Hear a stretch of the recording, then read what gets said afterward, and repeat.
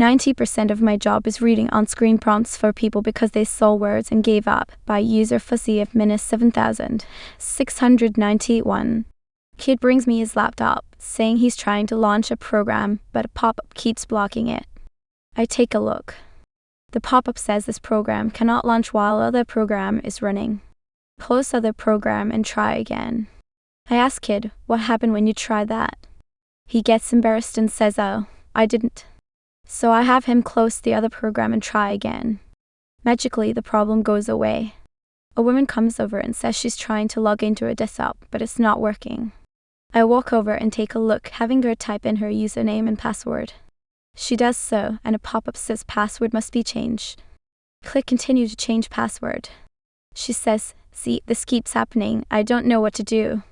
I say as politely as I can, well, see here it says to change your password, so let's do that. I click continue for her. Box 1, enter a new password.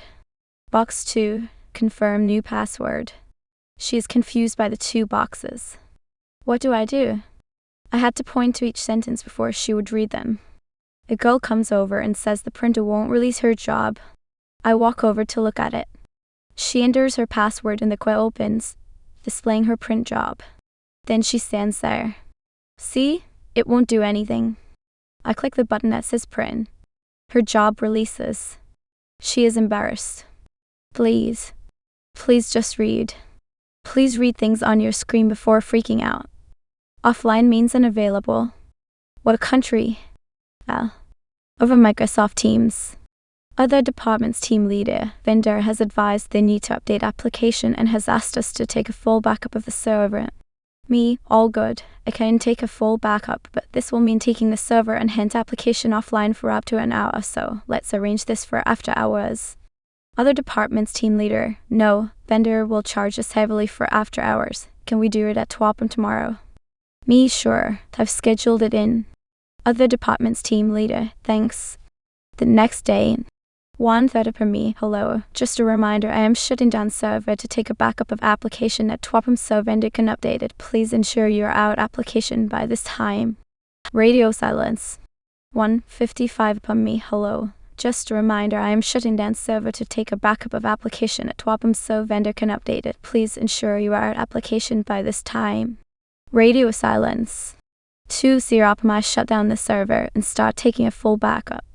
2:1 p.m. Other departments team leader, hello, application is not working. Please look at this urgently as we cannot work. Me, as you requested yesterday, I've taken it offline so I can back it up. Other departments team leader, why didn't you tell me it would be unavailable? If you told me this I could plan accordingly. Me, doubting myself if I made that clear. Him 1 sec. Me, screenshot of yesterday's conversation, specifically around that this will mean taking the server and hence application offline for up to an hour or so. Part. Other departments team leader, I'm not good with computers. I didn't know that offline means that application would stop working. The case of the 7 p.m. Wi-Fi disappearance by user existing matter 2134. Had a ticket from a user who insisted their Wi-Fi kept disappearing every night at exactly 7 p.m. They weren't exaggerating either, it was like clockwork. I checked the router logs, reviewed configs, even monitored their connection remotely. Everything looked totally fine. After a few days of chasing ghosts, I finally asked them to walk me through what was happening at 7 p.m. That is when I noticed something strange. The Wi-Fi SSID they were connecting to wasn't even their own. Turns out their neighbor had the same ISP and the same default router name. Every night at 7, the neighbor would unplug their router so they could use the outlet for their microwave. So my user's Wi-Fi would vanish like magic. The best part? They never realized they'd been freeloading off the neighbor's network the entire time. Once I set up their own router properly, the 7 p.m. mystery outage was solved for good. I can't get the PC you prepared for me for free to work. This isn't mine, I'm not an IT guy, but my good friend is.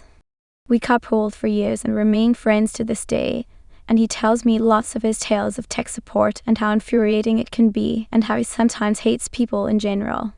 Recently, a common acquaintance was shopping around for a new laptop, and I told her to ask my IT friend who she also knew, as he's great at indicating the kind of machine they need and that usually saves them money. Our common acquaintance went a step further and asked him to buy it for her and install Windows and Office and set it up for her. After having done that for free, it should be said, he got an angry phone call from her saying that the webcam wasn't working and how she had specifically told him to check the webcam, and all sorts of complaints about his work. I can only imagine he sighed or took a deep breath and counted to 10, because he didn't tell her to go faster CK herself or hang up, but diagnosed the problem. She said the screen was black but she could hear sound. He said, "Remove the webcam cover." And I understand perfectly well why sometimes he hates people. When have you tried turning it on? Doesn't work. By user I invented the iPod. It's the early 1990s, and I'm doing field service work for a company that makes factory automation machines and software for manufacturing companies. We get a call from a customer, and their production line is down because your software won't start up. We use a hardware copy protection system for our software, which used a dongle plugged into the printer port. The software would not find the dongle if the printer was attached but turned off.